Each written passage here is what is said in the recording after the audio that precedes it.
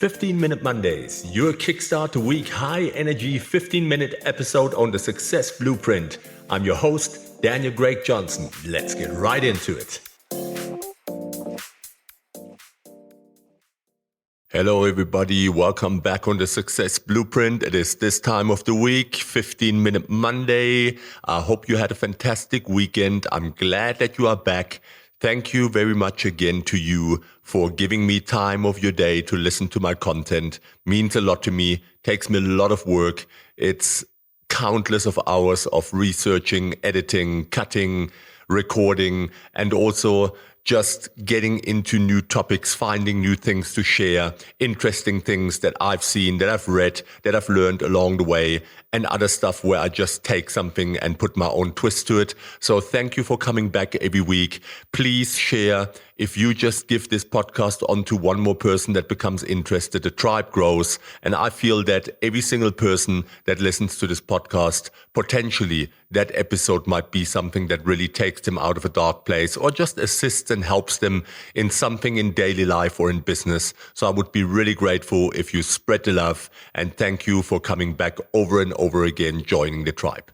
Today, we got part 2 on building mental toughness and strengthening your mind for success. Mental toughness is a crucial trait that enables you to navigate life's obstacles with resilience and determination.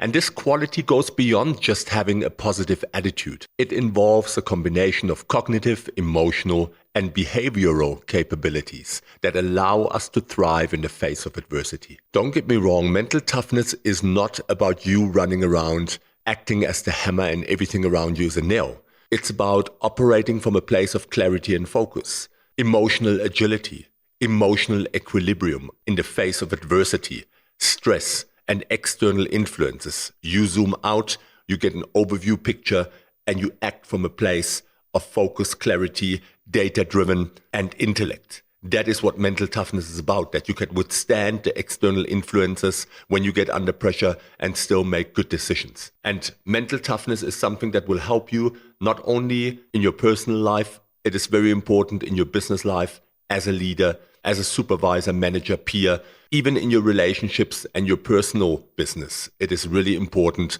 to foster mental toughness. And in the first episode, I gave you a couple of strategies, and now I will give you the 5 remaining points. So let's dive right into it. The 5th point is managing stress effectively, which is super important. Stress is a normal human response, but chronic stress can negatively impact mental and physical health. Effective stress management is crucial for mental toughness. Stress management involves identifying stressors, developing coping mechanisms, and then practicing relaxation techniques. Let's take an individual with strong stress management skills that might use relaxation techniques, time management strategies, or physical activity to cope with demanding situations. And what will happen? They might also seek support from friends or family or professionals when needed. And that will make a huge difference. What are some strategies? Well, practice relaxation techniques. Incorporate deep breathing, meditation, or progressive muscle relaxation into your daily routine as you go along. And these techniques will help you to calm your mind and your body. Engage in regular physical exercise. Physical activity releases endorphins, reduces stress hormones, and improves your mood. Aim for at least 30 minutes of moderate intensity exercise most days of the week, if you can invest that time. Prioritize sleep and rest. It's a big one. Adequate sleep is essential for stress management and overall well-being. Establish a regular sleep schedule for yourself and create a relaxing bedtime routine.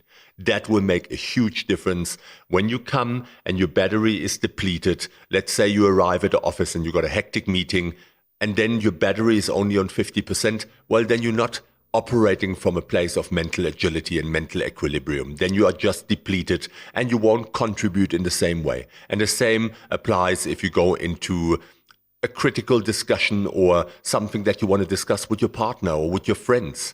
When you are operating from a place where you are not really fully charged, then you will never make good decisions. Yes, you will have a hit and miss, but generally you will not be able to tap into your maximum cognitive abilities. Develop time management skills. Effective time management can reduce feelings of overwhelm and stress within you. Prioritize your tasks, set yourself deadlines, and avoid to become the procrastinator. And build a strong support system. I talk about that a lot. Share your feelings and concerns with your friends around you, trusted friends, with family, or other working professionals in the same field or that you know at your company, in your little business, and then build social connections because they provide you with emotional support and they will reduce feelings of isolation that might come along. Maybe you working in a co-working space, always at the same desk or in a little corner office. Isolation for humans, not a good plan. Number 6, develop emotional intelligence. And this is not a wishy-washy word. There is real merit to emotional intelligence, and it's been spoken about a lot, like present moment awareness. These are keys to acting with emotional agility and mental toughness and fortitude. Emotional intelligence is the ability to understand, use, and manage your own emotions effectively. It involves self-awareness, self-regulation, and the social skills that you have in life. Your empathy, being able to empathize with people, and your motivation. Emotionally intelligent people are better equipped to handle the stress that builds up and to build a stronger network around them and relationships. And usually they are better at achieving their goals. Let's take a leader with high emotional intelligence who can effectively communicate with their team members. When you're building strong relationships and you resolve conflicts within a team, that very often needs a high level of emotional intelligence. Even if it's not there, you are creating a dynamic within your team that is counterproductive and your team might fall apart. A leader like that can also motivate and inspire the people around them through their understanding of the emotional dynamics that are going on within the group, which is a key skill for leaders and managers in groups or in small teams. So what are some strategies? Well, practice mindfulness. We talk about it a lot. And be self-aware. Pay attention to what is happening inside of you, your emotions, and what do they do to you? How do they make you think? How do they impact your thoughts and your behaviors that you display? Use journaling, for instance, or mindfulness apps to track your emotional responses. That's a powerful way. Develop empathy and active listening skills. You need to be able to listen from a place of curiosity and try to understand and share what others feel, what your team members feel, the people around you, your spouse. Practice active listening techniques and try to maintain eye contact. Avoid interruptions like your cell phone beeping all the time and reflecting back to the person that you're talking about what they are saying so that they see you are interested and you're really getting them. And that also gives them the opportunity to say to you, I think you misunderstood that, and then you can use clarifying questions to get to the bottom of the message. Improve communication and assertiveness skills. Express your thoughts and feelings clearly and respectfully with the people that you engage with. Learn to say no when it's necessary and when you don't want to do something. It is very important to say no and necessary to advocate for your needs. Manage emotional responses effectively. Use healthy coping mechanisms. Don't hide in smoking, drinking, or in reckless behavior to regulate your emotions. Identify your triggers for emotional outbursts and then build and develop a toolkit and strategies so that you can manage those behaviors proactively and counter them before they even take place. That will make you mentally tough. Seek feedback from others, the people around you, the ones that are close to you, your trusted critiques.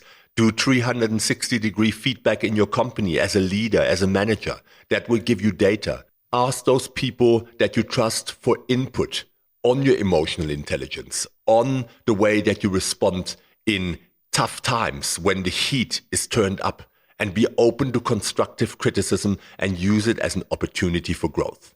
Number 7, set clear goals and visualize your success. Act like you're there already. Look into the future. What does that person look like that is successful? And then start acting like that person now, because that will influence the decisions that you make. Goal setting provides direction, motivation, and it will give you a sense of purpose.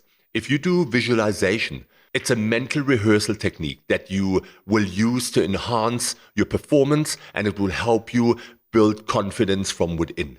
By combining goal setting and visualization, you will be able to create a map a roadmap to your own success, your blueprint for success. And you will increase your motivation, and that will help you to more effectively achieve your objectives. Let's take an athlete aiming for an Olympic gold medal that might specifically set goals like improving, sprinting, even just by 0.2 seconds, and then visualizing themselves standing on the podium with a medal and hearing their national anthem. That is a motivational technique. And visualization, it's not just wishy-washy. It's not about you standing there, closing your eyes, thinking there's a golden pot standing in front of you and you open your eyes and it will be there. That's not what visualization is about. It's about looking into the future, seeing who you are there, what are you doing there, and how you're going to get there, and then starting to act like that person from the day you decide to go for that goal. That is what it is about. Visualization will prompt internal changes, responses, behaviors, where you will start acting like that person, and that will make it more likely for that you are setting as a goal to occur. And that is why visualization is so powerful. What are some strategies? Well, the first one, as always, setting SMART goals. Ensure that your goals are specific, measurable, achievable, relevant, and time-bound. Break down the big goals into smaller ones. Actionable steps that you can take, one step at a time. For instance, instead of I want to be healthier, aim for I will try to run 3 times a week for 30 minutes and then commit to it. Create a vision board, for instance, or a goal map. When you visualize your desired outcomes by creating a visual representation, that will help you to really look at it and keep it in front of your eyes and see it on a regular basis. If it's in front of you, you see it, you won't forget it, and you will be reminded of the actions that you need to take to get there. And this can be a physical board or a digital collage. It doesn't matter. It can be in your journal. It can include images, or it can be positive affirmations, quotes, anything that inspires you. Break down large goals into smaller steps. Create actionable steps to achieve your goal. This makes them feel less overwhelming, and it will provide you a clear roadmap and path forward.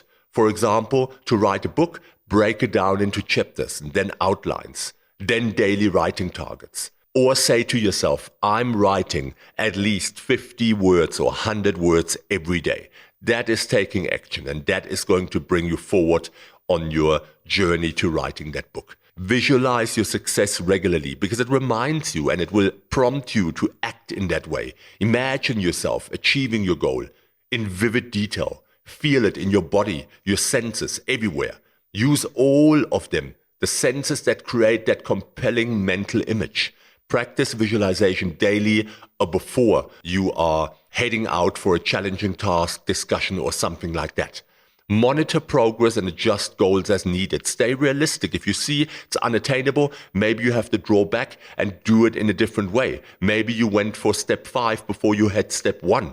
So that is something where you need to be able to see that you need to adjust. Regularly assess your progress and make those adjustments to your goals when needed and as they become necessary. Be flexible and adaptable. Use tools like journals and progress trackers. There's many apps out there. Use your computer, your iPad, your phone. The phones can do everything today, so it's a perfect tool to use for something like that. And then find an accountability partner. That is where I, as a coach, come in very often. I become an accountability partner, a sounding board. Sometimes I step out of my coaching role and I'm a mentor, and I can be there for friendship as well if needed. But when you have an accountability partner, I can be that vision board, that picture on the wall, and I will be very, very concise in the way that I act and the way that I support you so that you don't lose your goals out of sight. And I will bring awareness to the fact that you might be looking at something from the wrong perspective, or that you might have not thought it through properly, and that you have to review and adjust your goals. That is important. Share your goals with someone who can support and encourage you. Having someone to hold you accountable will increase your motivation and commitment. And if it puts you off, well, then you weren't prepared to reach that goal in the first place. Use goal-setting tools and apps. There's plenty out there. Use your computer. As I said, a journal, little notice book, something on the wall, sticky notes, anything that will remind you of what you are actually trying to accomplish. Number 8, embrace continuous learning. Knowledge is a commitment to lifelong learning. It's essential for personal and professional growth. If you stay curious and you seek new knowledge that will help you to adapt to change and will make you better, acquire new skills, and it will expand your perspectives. Let's look at a professional that might attend conferences, workshops, or online courses to stay updated on industry trends and developing new skills. That is what you do. You need to find something that really matters in the field that you are and then go to networking events. Get data, get input from people that have walked the path, and that will help you to get better at it. What are some strategies for that? Well, cultivate a curiosity mindset. Be open to new ideas and experiences, and then ask questions and seek other perspectives, diverse perspectives from the people around you or experts in the industry. Engage in lifelong learning. That's a big one. Always pursue education, build your soft skills. You know how it goes. Soft skills have become sometimes more important than the real hard skills because they really will integrate you into life. That is practice. That is practicality. When you attend workshops, when you set aside specific time for learning. Develop problem-solving skills. The way that you handle conflict and that you act under pressure and in adversity makes a huge difference. Practice critical thinking. Don't take everything at face value. Engage in puzzles, games, or problem-solving activities that will help you to build mental fortitude and agility.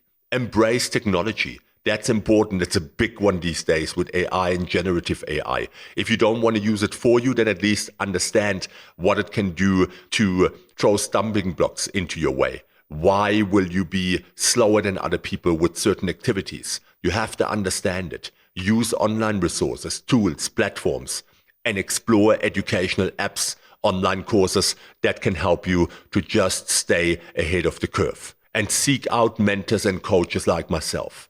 Learning from experienced individuals who can provide guidance and support will help you to fast-track your results. Experiment and take risks. That's a big one. Step outside your comfort zone and try new things.